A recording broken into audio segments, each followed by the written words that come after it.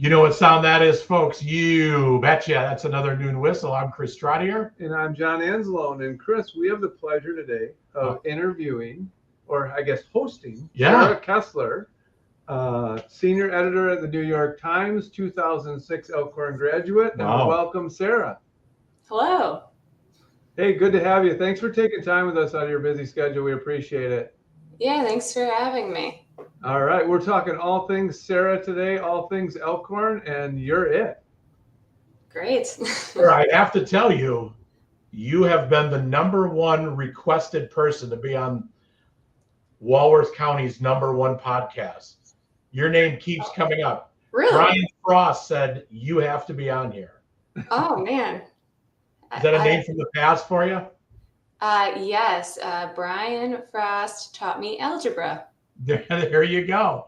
Is that why you went into as an English major? We love Frosty. All right. Who are your, actually, start with that.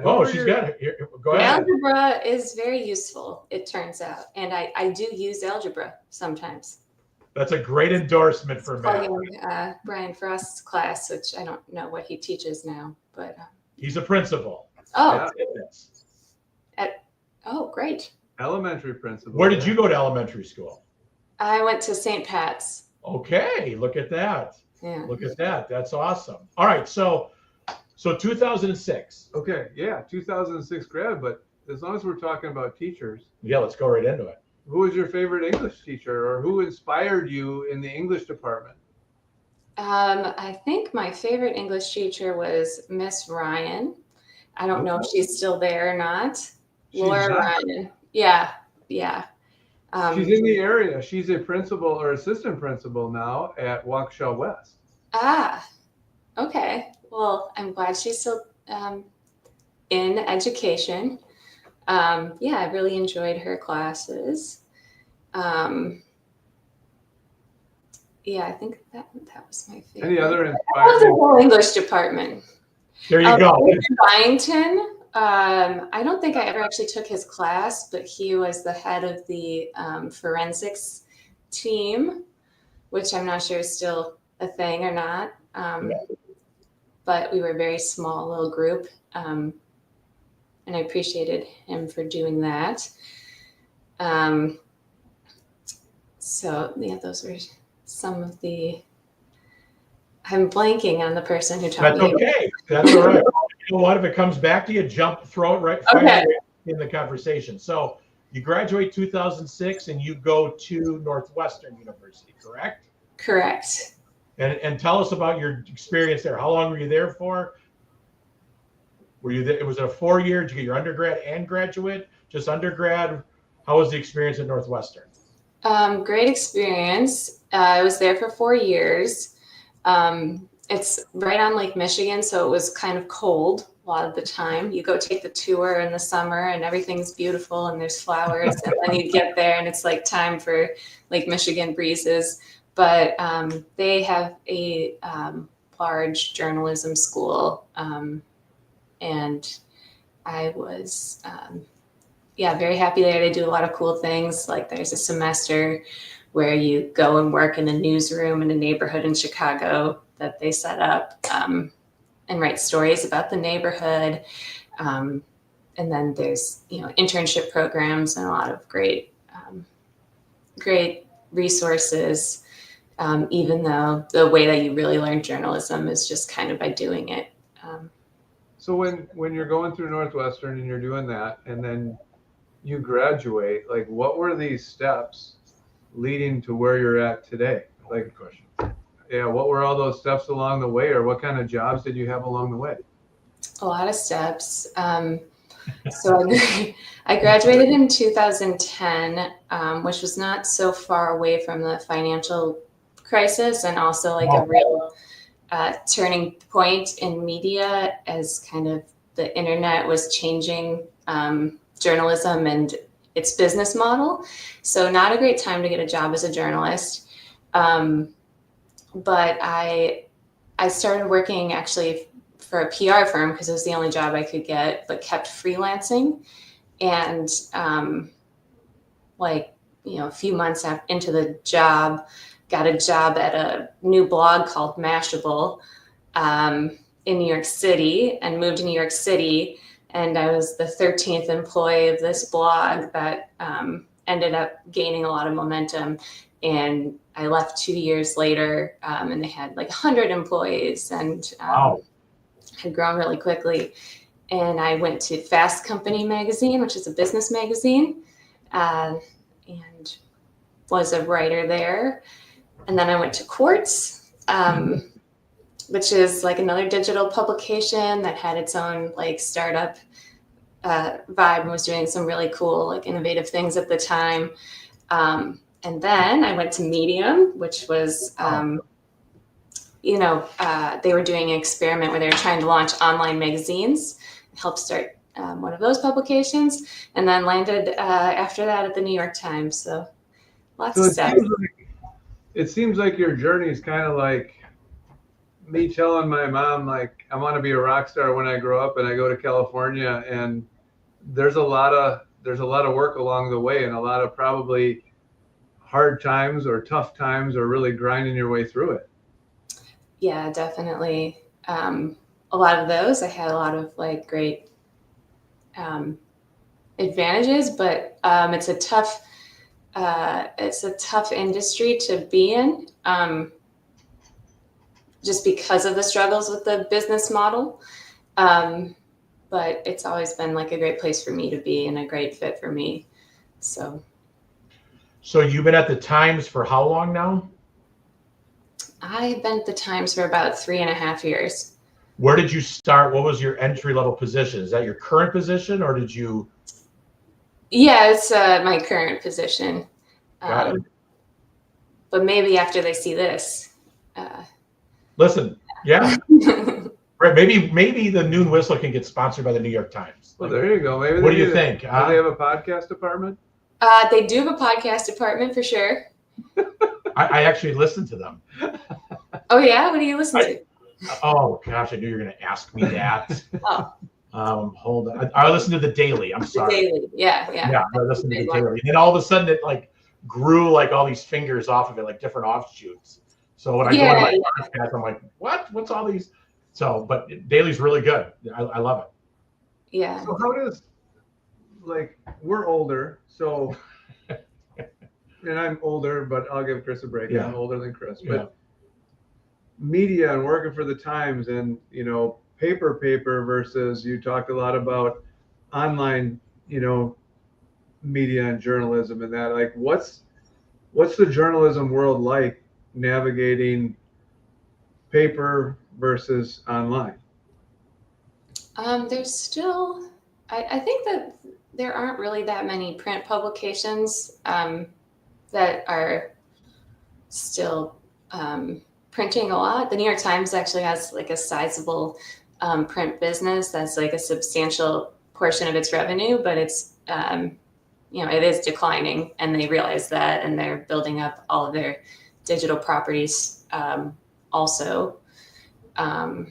So whether that be newsletters or podcasts or, the whole way that people get their information is changing. So, basically since I've been in the industry, it's been kind of constantly changing. Which is journalism what you thought it was going to be when you got into it, or has it really surprised you? That's a good question. I'm not sure. In some ways, yes. In some ways, no. Like I've also, I think I thought, as I've learned more, my interests have kind of changed. I was always interested in like talking to people who I don't know. I don't know that I imagined myself like interviewing Federal Reserve officials or knew what the Federal Reserve was when I made this decision in high school.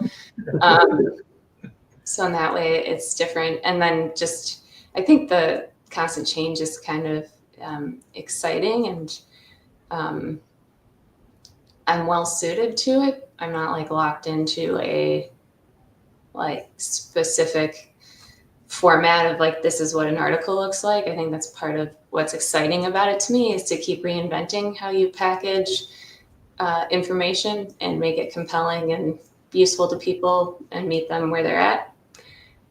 So that's something that I think is more fun than if I were a journalist at a paper maybe 30 years ago and I would just be writing. Well, actually, I've lost track of how old I am. Maybe it's 40 years ago now. I'd just be writing print articles all the time in like a specific format that doesn't really evolve much. 40 years ago, Sarah, I was delivering newspapers. So just if that gives you any insight into giving you some timeline there. So yeah. I know that shocks you because you're like, yeah, so that's right. You're right. Question for you though. You mentioned like getting a job during kind of that Great Recession time, post-college. What have you seen from a news media standpoint? What has changed as a result of COVID? Have you seen any major changes around that, or has it been more influenced by people's attention span in our new digital media space? Like, I guess talk to me a little bit about the last couple of years and what you've seen as changing within the news media space. So COVID, I guess, one of the most significant changes for me in my daily life is just the ability to work remotely and more people doing it. Okay. But that I don't think is specific to journalism. No. And then what did COVID change? And if it's nothing, it's okay. I was just curious if there was. I think it changed like what happened in the news a lot. It was like a huge story and there was a lot of interest in it and a lot of like exciting ways to cover it. And people were very interested in the story. So that was there's a lot of news coming out and when everybody was staying at home, which is interesting, right? Kind of an odd phenomenon. I'm curious, like when you look at what is one thing that people don't know about the news media business that they think they know? Oh, that's a whole big can of worms, and it is a lot. I think most people don't have like basic understandings of like what journalism is and how it operates and like the process that like the New York Times goes through to confirm every detail inside of a story. So it's not really like about what you think or, your opinion about something, but when you read like a news story, you should be able to see kind of where the information is coming from. It should be cited so that you could call the same person and ask them the same question or find the same report. And I don't think people understand that and like the level of detail and the amount of work that it actually takes to do that. Like if you say somebody was wearing a red sweater, you actually have to go and find a picture of them wearing the red sweater or know that they were wearing the red sweater. And if it turns out they were wearing a blue sweater and you said that they were wearing a red sweater, you go back and you have to add a correction to your story, explaining the mistake. And I think there are like a lot of places where people get their news where they're not doing that. So they kind of miss the fact that is how it works. And I also don't think people tend to understand the motivation of journalists, which, for my colleagues is often to like break a big story rather than, have a story that's like says one thing or another about the world.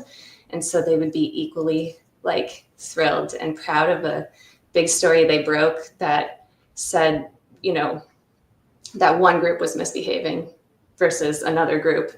The thing that they're after is the big story. And I could go on for like another. Yeah, no, that's okay. That was good. That's what I was, I don't want to say hoping to hear, but I think you answered it perfectly. I think that was just curious because I think, we're in public education. There's always questions about what we do and why we do it. And I just was curious since we had somebody here to ask that question. Are you where you thought you would be when you had, came out of college and you're fresh thinking, here's what I'm going to do and conquer the world and I'm going to climb this ladder? Are you where you thought you would be, or has there been a change of direction? I was from a pretty young age focused on journalism. so I don't know that I imagined I would be at the New York Times, but I did almost uncharacteristically have like a sense that this is what I wanted to do, which I'm not sure is the same for a lot of people and how they end up where they are. Yeah, because there's all sorts of types of journalism, and obviously you knew this was the type and where you wanted to be, and that's where you landed. Don't have a face for broadcast journalism or. Yeah. That's okay. We're okay. I'm a makeup artist, but yeah. I said I had a face made for radio, but I'm doing podcasts now. Man, look at that, man! Oh man! Well, I've never really been into. I've always been into like words and making word things, so I never really thought about television. But you're obviously really good at what you do. But they are kind of merging, like increasingly, like the New York Times is putting out videos of their reporters that look a lot like TikTok videos. So maybe I will become a video journalist after all. Your first opportunity was on the Noon Whistle. Look at that. Yeah. This could be your call to your launch point. Mm-hmm. We did have your brother, right? Yeah. We did have your brother on a couple weeks ago, about a month ago. Right before the Hall of Fame in October. Yeah. That's how fast time goes. Yeah, we had him on. So John says, well, we better get Sarah on. I actually think he would be a better like news anchor than me. He's got some good poise on camera. Well, you're both amazing people that have amazing careers and very bright people and well-spoken, and it's a pleasure to have both of you. Yeah, we appreciate you taking time out of your busy day to be on our podcast, and we love telling stories. And obviously your family and you are, and Richard and yourself are great stories that really just really exemplify everything that Elkhorn's about. So thank you so much. How do you want to close here with Sarah? What question do you want to ask her, John? Favorite Christmas cookie? Oh, that's a good one. Ooh. Sorry, holiday cookie. That's a really big question. This is going to be the hardest one you ask me all day. There's so many good ones. You want me to go first? Yeah, go ahead. Hear this. Cutout cookies. Really? Like the sugar one? Sugar cutout with a little frosting on them, maybe some sprinkles. Sprinkles? Yeah. Okay. My wife makes these cookies that are circular. I don't even know what you call them. They're circular, and you put a Hershey Kiss on top. Oh, Kiss. Yeah. Is that like peanut butter kisses? Yeah, they're delicious. What about, all right, Sarah, you're on the clock here. Okay. My mom has this recipe where they're mint cookies, and then she dips them in chocolate. Ooh. See, that's what I'm talking about. Anything chocolate just feels like Christmas, doesn't it? I agree. Chocolate is much better than fruit. I mean, absolutely. Like fruity candies. Yeah, I don't relate to that at all. Well, all right, Sarah. Well, we thank you. We don't take too much of your time. We appreciate you being on. John, anything else? I know she did. Did you ask her who her favorite resource officer was? I didn't, but we talked about it. We did. Okay. All right. It's good that there's no contest. That's right. No contest. So, all right, Sarah. Well, we appreciate you being on. And on that note, have a great holidays, and thank you for being on.